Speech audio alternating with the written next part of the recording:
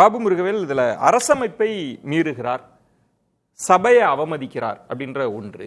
ரெண்டாவது, எதிர்க்கட்சி தலைவர் இந்த கேள்விகள் எல்லாம் கேட்கட்டும். சபாநாயகரே சொல்றார், எதிர்க்கட்சி தலைவர் குற்றம் சாட்டலாம், விமர்சிக்கலாம். எதிர்க்கட்சி தலைவர் வேலையை எப்படி ஆளுநர் பார்க்க முடியும் அப்படின்ற கேள்விகள்லாம் எழுப்புறப்ப எதிர்க்கட்சி தலைவர் என்ன சொல்றாருன்னா, அவர் மீது ஒரு தவறான எண்ணத்தை ஏற்படுத்த. அது எந்த அடிப்படையில் சொல்றீங்க? முதல்ல ஒரு சட்டமன்ற உறுப்பினராக இருந்தவேன் என்கிற அடிப்படையில் 5 ஆண்டுகள் ஆளுநர் உரையை நான் இருந்திருக்கிறேன். அந்த விவாதத்திலும் பங்கெடுத்திருக்கிறேன். ஆளுநர் உரை நடக்கிறதுக்கு முன்பாக எல்லாருடைய டேபிள்லையும் ஆளுநர் உரையும் கொடுப்பாங்க. அதுக்கு முன்னாடி ஒரு சின்ன ஒரு புக்லெட் ஒன்று கொடுப்பாங்க. What is the procedure for the ஆளுநர் அட்ரஸ். அது எப்படின்னா, எப்படி வருவார், யார் ரிசீவ் பண்ணணும், ரிசீவ் பண்ணி அவைக்குள்ளே வருகிற போது யார் முதல்ல வரணும், அடுத்து யார் வரணும், அவருக்கு பின்னாடி யார் வரணும், அதுக்கு பின்னாடி யார் வரணும் அப்படிங்கிறது அவர் வரும்போது புரோட்டோகால். ஆமாம், இல்லை புக்கே கொடுப்பாங்க. ஒரு புக்கே பிரிண்ட் பண்ண புக்கே கொடுத்துருவாங்க. அவர் வருகிற போது நம்ம எப்படி எந்திரிச்சு நிற்கணும், வந்து உட்கார்ந்ததுக்கப்புறம் தான் உட்காரணும், அப்புறம் அவர் என்ன வாசிக்கிறாரு, வாசித்து முடிச்சதுக்கப்புறம் யார் என்ன வாசிப்பாங்க, அதுக்கப்புறம் திரும்ப அவர் போகிற போது அது என்ன ப்ரொசீஜர், எப்படி கொண்டு வந்தாங்களோ ஃபஸ்ட்டு, செகண்ட், தேர்டு, ஃபோர்த்து அந்த ப்ரொசீஜரில் எஞ்சி நின்று நம்ம வழி அனுப்பணும் அப்படிங்கிறது. இது ஒரு மரபு தானத்தை, தெர் இஸ் நாட் ரூல். அது ரூலுக்கும் மரபுக்கும் நமக்கு வித்தியாசம் இருக்குது.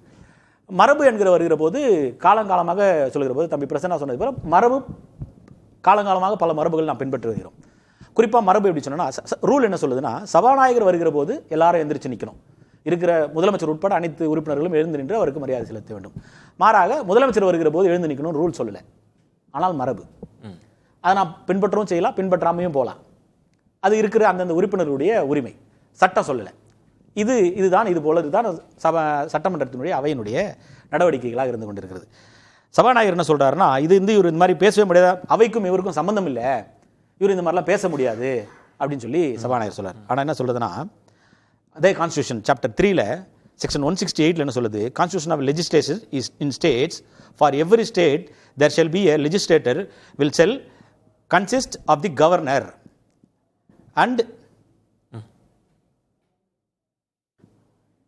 and in the state of Andhra Pradesh, Bihar, Maharashtra, Karnataka, Tamil Nadu and Uttar Pradesh 2 houses. நம்ம முன்னாடி இருந்துச்சு 2 houses ன்னு சொல்றாங்க. In other states 1 houses. Where there are 2 houses of the legislature of the state, one shall be as the legislative council and the other as the legislative assembly. Council assembly. இப்ப சட்டமன்றம் என்று எடுத்துக்கொண்டால் கவர்னரும் உள்ளடக்கப்பட்டவர். Governor, சபாநாயகர், உறுப்பினர்கள், இவங்க 3 பேரும் அடங்குனது தான் சட்டமன்றம். சபாநாயகர், கவர்னருக்கு இதில் அதிகாரம் இல்லை, இவர் ஒன்றும் சம்மந்தப்பட முடியாதுன்னு சொல்ல முடியாது. இன்னைக்கு நிகழ்ந்த நிகழ்வில் நம்முடைய மரபு என்னவென்று சொன்னால், நம்முடைய மரபை தாண்டி இருக்கிற அரசு நிகழ்ச்சிகள் எது வேண்டுமானாலும் தொடங்குகிற போது தமிழ்தாய் வாழ்த்து நிகழ்ச்சி, முடிகிற போது தேசிய கீதம். இதுதான் நம்மளுடைய மரபு. சட்டமன்றத்திலும் அதுதான் பின்பற்றப்படுகிறது. அப்படி இருக்கிற போது அந்த நிகழ்வை மாற்று என்று சொல்வதற்குண்டான அதிகாரம் அவருக்கு இருக்கிறதா என்றால் இல்லை, கேட்கவும் முடியாது. ஆனால் வருகிற செய்தி என்னவென்று சொன்னால், தேசிய கீதம் பாடவில்லை என்பதற்காக அவர் வெளிநடப்பு செய்து விட்டார் அப்படிங்கிற செய்தியாகத்தான் பார்க்கப்படுகிறது தவிர, ஆனால் அவர் என்ன சொல்றாருன்னா, அந்த 13 பாயிண்ட் கொடுத்து அவங்களுடைய விளக்கம் மக்கள் பவன் அனுப்பி இருக்கக்கூடிய அந்த விளக்கம் என்ன சொல்லுதுன்னா, நான் சில விடயங்களை நான் அவர்களை கேட்கிறேன், என்னுடைய அந்த கவர்னர் உரையிலே மாற்ற வேண்டும் என்று சொல்கிறேன், அது மாற்றப்படாமல் இருக்கிறது. மாற்றப்படாத உரையை உண்மைக்கு மாறான சில சங்கதிகள் இருந்து கொண்டிருக்கிறது.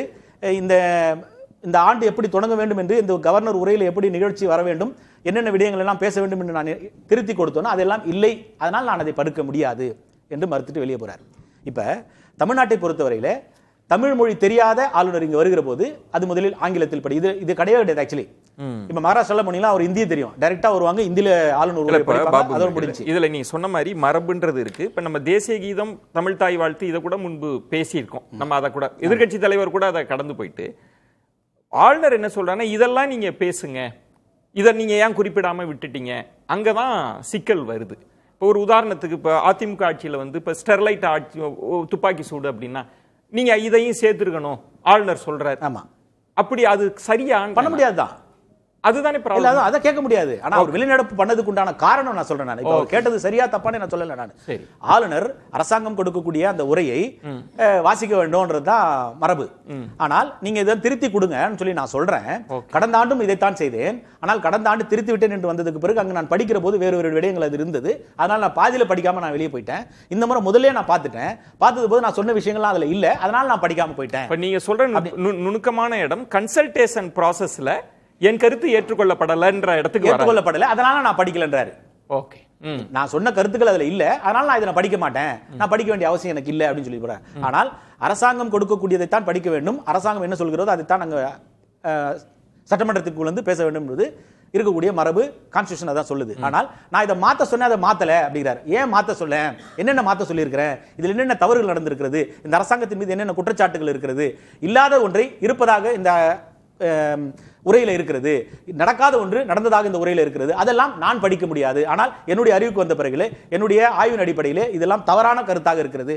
குறிப்பாக ஒன்று சொல்றாரு, 12 லட்சம் கோடி முதலீடு வந்திருக்கிறது, ஆனா அந்த மாதிரி எதுவுமே இல்லை. அது அந்த இடம்தான். எதிர்க்கட்சி தலைவர் நாளைக்கு சட்டமன்ற கூட்டத்தொடரில் கேள்வி கேட்பாங்க, வாத பிரதிவாதம் போகும், புள்ளி விவரங்கள்லாம் இருக்கும்.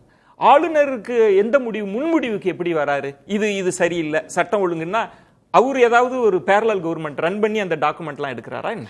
இல்லை, அதாவது எப்படின்னா இந்த கான்ஸ்டியூஷன் என்ன சொல்லுதுன்னு சொன்னா, அதான் இப்போ நான் உங்களுக்கு முதல்ல படித்த மாதிரி தான், அரசாங்கத்தினுடைய சட்டமன்றத்தை நடத்துவதற்குண்டான நம்மளுடைய அரசியலமைப்பு சட்டம் கொடுத்திருக்கிற ஒரு அரசு நிர்வாக பதவியினுடைய உச்சபட்ச ஒரு பதவி. அது இணைந்து இப்போ அரசாங்கம் என்ன சொல்லி சொன்னா, அமைச்சர்கள், IAS IPS அதிகாரிகள், சட்டமன்ற உறுப்பினர்கள், இது அடங்கியது அரசாங்கம். சட்டமன்றம் வருகிற போது கவர்னர், சபாநாயகர், உறுப்பினர்கள், இது சட்டமன்றம். இது ரெண்டுத்துக்கும் நமக்கு விளங்க புரியும் நினைக்கிறேன். அப்ப அரசாங்கம் வருகிற போது இந்த இருக்கக்கூடிய இந்த கவுன்சில் ஆஃப் மினிஸ்டர்ஸ் எடுக்கக்கூடிய அந்த முடிவுகளுக்கு அரசாங்கம் கட்டுப்பட்டது. அதுல நம்ம மாற்ற முடியாது, எதுவும் செய்ய முடியாது. சட்டமன்றம் என்று வருகிற போது இவங்க 3 பேர் சேர்ந்து தான் சட்டமன்றம், ஒருத்தர் பிரிச்சு பார்த்து சட்டமன்றம் இயங்க முடியாதுன்னு சொல்லி சொல்றோம். அப்படி இருக்கிற போது நான் இதை சொல்றேன், நீங்க இதை செய்ய மாட்டீங்க அப்படின்னு கேட்கிற போது ஒரு அரசு நிர்வாகத்தில் இருக்கிற உச்சபட்ச பதவியில் இருக்கக்கூடியவர்களுக்கு நிச்சயமா இவர் எப்படின்னா ஈஸியா ஹோம் மினிஸ்ட்ரியும் DGP சம்மன் பண்ணலாம், சம்மன் பண்ணி கவர்னர் அவருடைய மாளிகைக்கு வர வைக்கலாம். அது இருக்கு. கொள்கை முடிவுல இது ஒரு வரம்பு மீறிய செயல்னு பார்க்கலையா நீங்க? எப்படி ஆளுநர் கொள்கை சார்ந்து அரசினுடைய கொள்கை முடிவுல எல்லாம் கருத்து சொல்ற இடத்துக்கு அவர் போறாருன்னு நீங்க இல்ல, அதான் பண்ண முடியாது. முதல்ல சொல்லிட்டேன், அது மாதிரி செய்ய முடியாதுன்ற நான். கவர்னருக்கு அந்த அதிகாரம் இல்லை. ஆனா நீங்க சொல்வது கன்சல்டேஷன் ப்ராசஸ்ல அவர் கருத்து இல்லன்னு சொல்றாரு, அதனால நான் செய்ய மாட்டேங்கிறாரு. நான் அதாவது எப்படின்னா நான் கேட்கிறேன், ஆனா நான் என்னுடைய கேட்கக்கூடிய சங்கதிகள் அதில் இல்லை, அதனால நான் படிக்க மாட்டேன்றாரு. அவர் படிச்சுட்டு படிக்காம போனது தப்பா ரைட்டான்ற விவாதத்துக்கு நான் வரல. அவர் போனதோட பின் விளைவுகள் அதுதான்.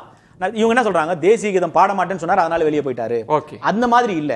ஆனால் இவர் என்ன சொல்றாருன்னா, இது மாதிரி கேட்கலாமா கேட்க கூடாதுன்னா சட்டத்தில் அவருக்கு அந்த அதிகாரம் கொடுக்கப்படவில்லை. அப்ப அவர் கேட்க முடியாது. அந்த கேட்டிருக்கக்கூடிய சங்கதி சரிதான்றதுதான் உங்க நிலை. நிச்சயமா அது என்ன அதுதான் என்ன சொல்றாருன்னா, இப்ப இது போல தவறான சங்கதிகள் அதுல சொல்லி இருக்கிறீங்க, ஆனா எனக்கு இருக்கக்கூடிய தரவுகளின் அடிப்படையில இந்த ஆளுநர் உரையில் இருக்கக்கூடிய விடயங்கள் உண்மை நிலை அது இல்ல, அப்ப அதனால இல்லாத விடயங்களை நான் படிக்க முடியாது.